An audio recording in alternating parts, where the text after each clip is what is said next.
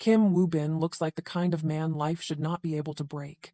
That was the first illusion his image sold so well. Tall, sharp, broad-shouldered, with the cold stare of a runway model and the rough energy of a bad boy who never needed to beg for attention, he did not enter Korean entertainment like a soft, romantic prince. He looked tougher than that, more dangerous, more distant. His face carried confidence, but not the sweet kind. It was the kind of confidence that made viewers believe he could walk into any room and disturb the air without raising his voice. In K-drama, where male beauty is often built around warmth, softness, and emotional availability, Kim Woo-bin felt different. He looked like rejection before he looked like comfort. He looked like the boy you should stay away from, which only made audiences want to look closer. That image became his weapon. The tall model body, the deep voice, the cutting smile, the gaze that seemed to hide more pain than kindness. He was not simply handsome, he looked unbreakable.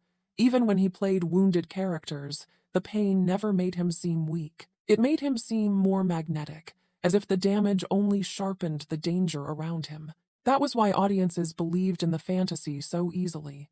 Kim Woo-bin looked like a man who could suffer and still stand taller than everyone else, and that is what made his real-life story hit harder. Because the man who seemed built to play strength was eventually forced into a battle where strength was no longer about posture, beauty, or attitude. It was about survival. In 2017, at a point when Kim Woo-bin had already become one of Korea's most recognizable male stars, his career suddenly stopped. He was diagnosed with nasopharyngeal cancer, and the industry watched a man known for looking almost invincible disappear from the screen. The contrast was brutal. Just before that, audiences had seen him as the arrogant rival, the wounded bad boy, the tragic lover, the kind of man who could carry pain and still look powerful. Then, real life stripped away the fantasy. There were no dramatic close-ups, no perfect lighting, no character arc written to make suffering beautiful. There was treatment, silence, distance, and the terrifying uncertainty of whether he would ever return. For fans, his absence did not feel like a normal hiatus.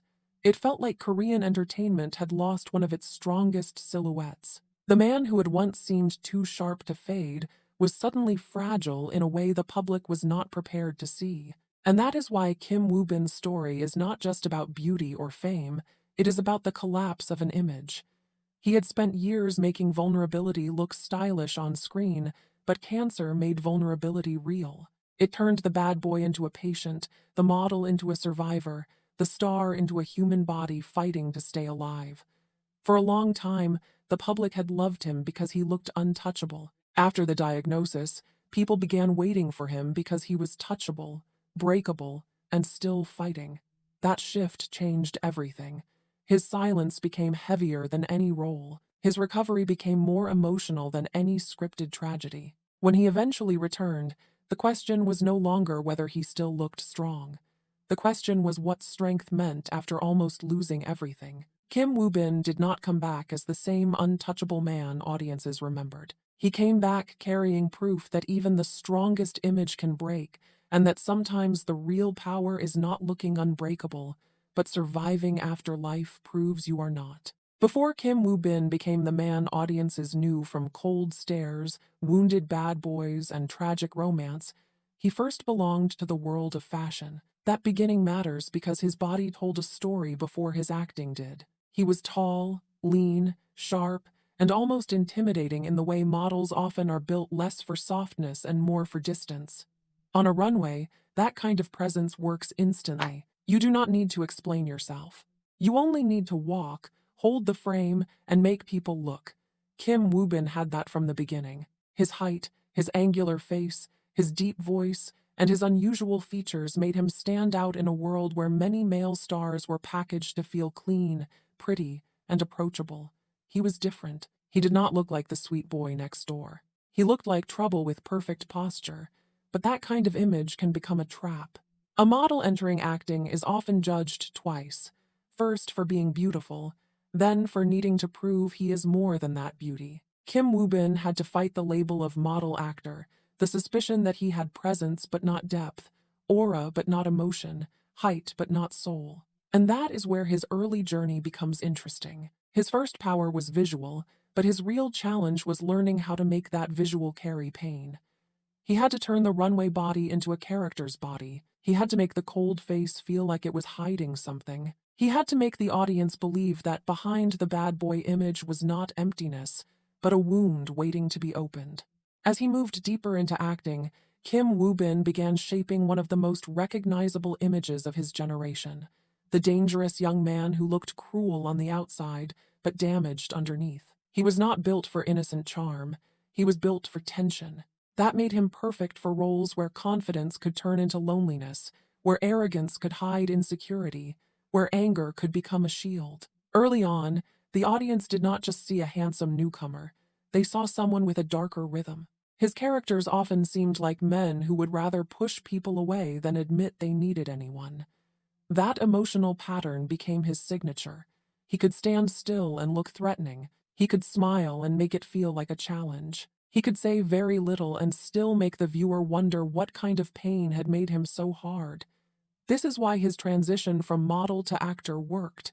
He did not try to erase the coldness that made him striking. He used it. He turned distance into mystery, sharpness into charisma, and silence into emotional pressure. Before the massive fame of the Heirs, before the heartbreak of Uncontrollably Fond, before his real-life health battle changed the way people saw him, Kim Woo-bin was already building the foundation of a very specific kind of star.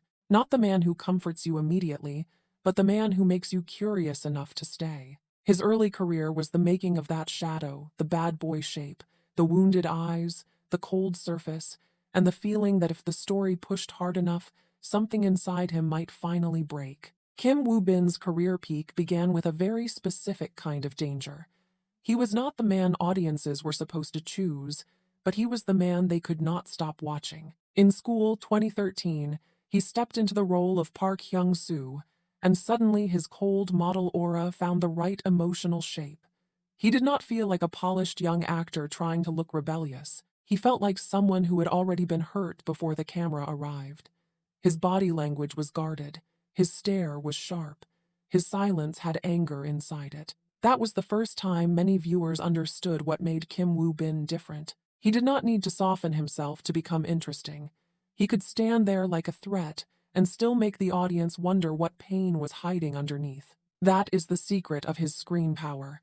He made cruelty look like armor. He made distance feel like a wound. And when the Heirs arrived, that energy exploded into full public obsession. As Choi Young-do, Kim Woo-bin became the ultimate dangerous second male lead, arrogant, rich, wounded, childish, cruel, lonely, and impossible to ignore. He was not written to be the perfect romantic hero. He was the boy who bullied because he did not know how to ask for love. He was the rival who smiled like he had already lost. He was the rich heir who had everything except the thing he needed most: emotional safety. And Kim Woo-bin played him with exactly the right poison. Every smirk felt like defense. Every insult felt like confession in disguise. Every moment of anger looked like a boy trying to cover abandonment with power. That is why Choi Young-do became unforgettable. He was wrong, often painfully wrong, but he was alive in a way that made viewers keep defending him, analyzing him, and remembering him long after the drama ended. The Heirs did not just make Kim Woo-bin famous. It turned him into Korea's bad boy fantasy, the man who looked dangerous enough to hurt you, but wounded enough to make you think you could understand him. Then, Uncontrollably, Fond took that entire image and made it tragic. As Shin Joon-young, Kim Woo-bin played a famous star facing a terminal illness, and the role felt almost cruel in how perfectly it used his public image. He looked powerful, untouchable, desirable, the kind of man who should have everything. But underneath the fame was a body running out of time. That contrast gave the drama its emotional weight. Kim Woo-bin was no longer only playing the bad boy who hides pain behind arrogance. He was playing a man who could not defeat the one enemy beauty, fame, money, and pride could not control: mortality. His performance turned the character into something heavier than a romantic lead. Shin Joon-young was not just a tragic celebrity. He was a man forced to love while already disappearing. His coldness became fear. His arrogance became regret. His distance became protection, because getting close to someone meant making the goodbye more painful. At the time, audiences watched it as melodrama. But after Kim Woo-bin's real-life diagnosis in 2017, the role became almost impossible to separate from reality. The actor who had played a terminally ill superstar soon stepped away from the industry to fight nasopharyngeal cancer. Suddenly, the pain on screen echoed too closely with life. The tragic role was no longer just a performance people remembered.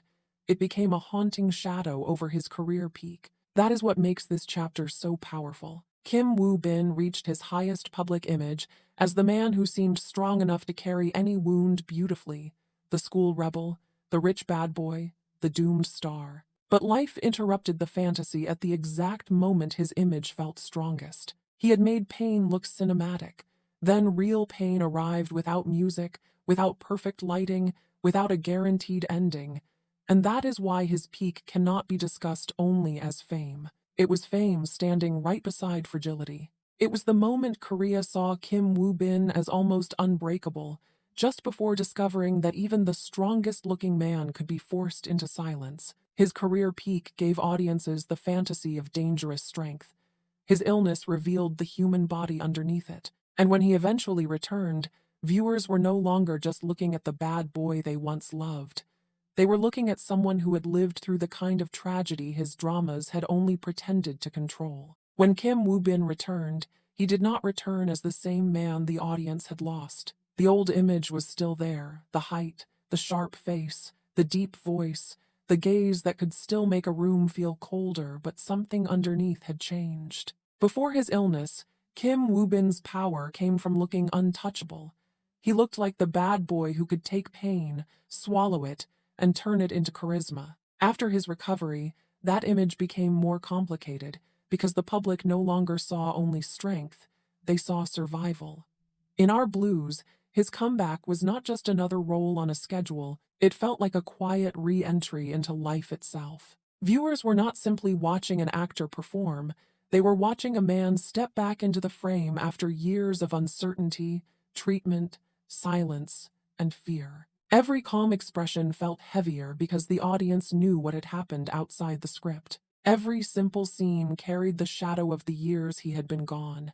He did not need to act like the strongest man in the room anymore. His presence already carried proof that he had survived something stronger than any fictional rival, illness, or heartbreak he had ever played before. That is why his comeback felt emotional without needing to be loud. Kim Woo-bin had once made pain look stylish on screen, but after his real battle, pain no longer looked like an aesthetic around him. It looked lived in. It looked human. It looked like history behind the eyes of a man who had returned, not because the story demanded it, but because life had allowed him another scene. That is the legacy Kim Woo-bin is building now. Not just the memory of Choi Young-do from the Heirs, not just the tragic beauty of Shin Joon-young from Uncontrollably Fond, but the image of a man whose real life changed the meaning of his screen persona. Projects like Black Knight and Officer Black Belt show that he did not come back only to be pitied or protected. He came back to move, fight, work, and stand in front of the camera again with a different kind of authority. Before, his strength felt like attitude. Now, it feels like evidence. Before, his coldness made him attractive. Now, his quietness feels deeper because the public knows it may come from something real. And with his continued return to major projects, including his reunion with Suzy in Genie Make-A-Wish, Kim Woo-bin's current image is no longer just the man who looked unbreakable. It is the man who almost disappeared, then came back softer, quieter, and more powerful than before. That softness matters. It does not weaken his masculinity, it makes it more complete. He no longer needs to prove he can play arrogance, danger, or heartbreak. He has already lived through a kind of vulnerability no role could fully imitate. In the end, Kim Woo-bin's story is not only about beauty, fame, or illness. It is about what happens when a public image breaks, and the person behind it survives. He once made audiences believe strength meant never falling. Now, he makes them understand something more painful and more beautiful. Real strength is falling, disappearing, healing in silence, and still finding the courage to return.